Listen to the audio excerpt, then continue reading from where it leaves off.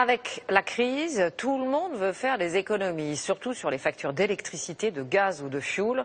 Dans ces cas-là, les particuliers font appel à des sociétés spécialisées dans le diagnostic énergétique. Ils veulent savoir comment isoler leur logement. Mais le problème, c'est que ces professionnels ne sont pas toujours très sérieux, que les factures sont salées.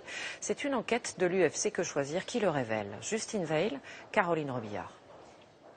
C'est l'instrument indispensable de tout bon diagnostiqueur. Grâce à sa caméra thermique, cet ingénieur repère les endroits où la chaleur, en rouge, s'échappe de la maison. Je fais ça pour justement identifier les zones de perte principale et pouvoir conseiller ensuite les clients sur ce qui est le plus intéressant à faire chez eux pour faire des économies d'énergie. Car Pierre-Manuel Patry ne relève pas seulement les points négatifs du bâtiment. Il dresse la liste de tous les travaux à faire pour de meilleures performances énergétiques.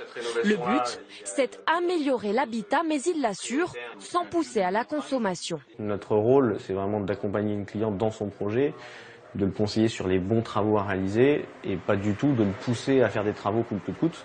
Nous, on n'a aucun intérêt particulier à lui faire des travaux. 3 heures de visite pour une analyse complète de la maison, plus un chiffrage des travaux et des conseils en matière de financement. Au final, une facture salée, 1 000 € pour cette maison de 100 mètres carrés. Ici, la formule est complète, mais le client n'en a pas toujours pour son argent. Une association de consommateurs a mené l'enquête. Elle a testé 34 professionnels. Un seul a fourni un diagnostic à la hauteur. Pour ce spécialiste, le problème, c'est le manque de formation. On est face à une filière de la rénovation énergétique qui est inadaptée. C'est-à-dire que les entreprises sont trop petites, elles sont hyper spécialisées sur certaines compétences et donc n'arrivent pas à répondre à une logique d'ensemble qui est nécessaire pour la rénovation énergétique.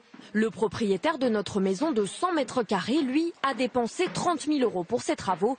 Il en est très satisfait.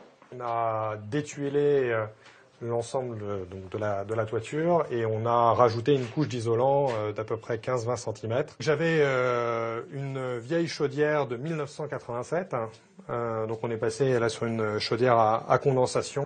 L'année dernière en France, ce sont 2 600 000 logements qui ont été rénovés pour réduire leur impact sur l'environnement.